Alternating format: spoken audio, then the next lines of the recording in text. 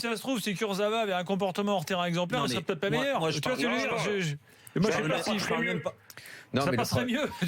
mais exactement. Le problème, c'est que tu peux pas te la raconter. À un moment, tu dois être, tu peux pas être à ce point en décalage entre ce que tu penses être, ce que tu affiches. Merci. En gros, la façon dont tu te la racontes et tu te mets en avant. Et après, si sur le terrain t'es bidon, évidemment que ça passe pas, Gilbert.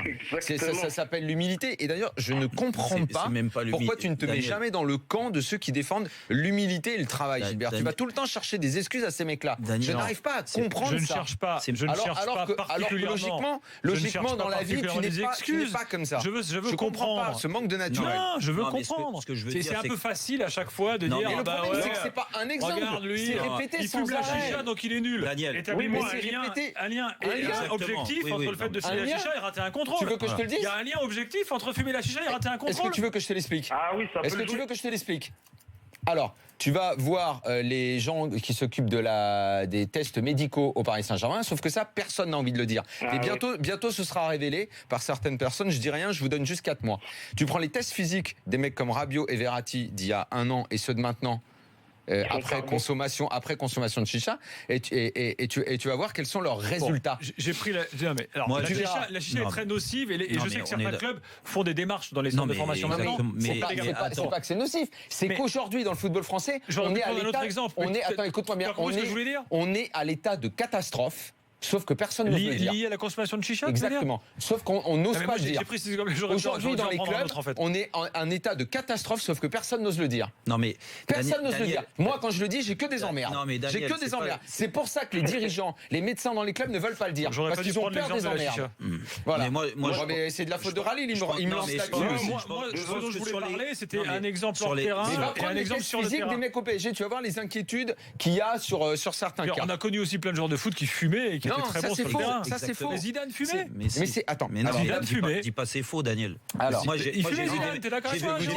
vu des mecs. Je vais pas balancer les mecs. J'ai vu des mecs en équipe de France même fumer à la mi-temps des matchs. Oui. Et bah oui. Et des grands joueurs et des mecs qui ont fait des carrières exceptionnelles, qui ont été champions du monde, champions d'Europe, qui ont tout gagné en club.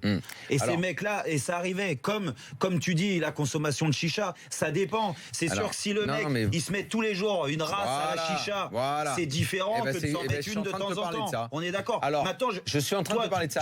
Tu sais exactement le degré de consommation. Non, mais c'est pas bientôt, je m'en fous. Moi, je parle des performances. Mais tu veux les preuves, tu les auras. Mais non, mais tu les auras. À un moment, les gens vont parler. Déjà, on les aura jamais. Mais bien sûr que si.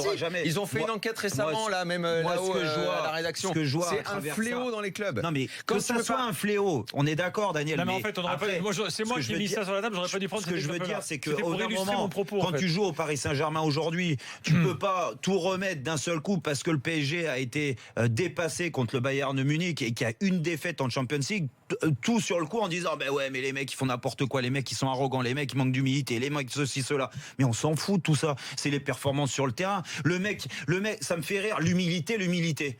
Ouais, t'as une image médiatique.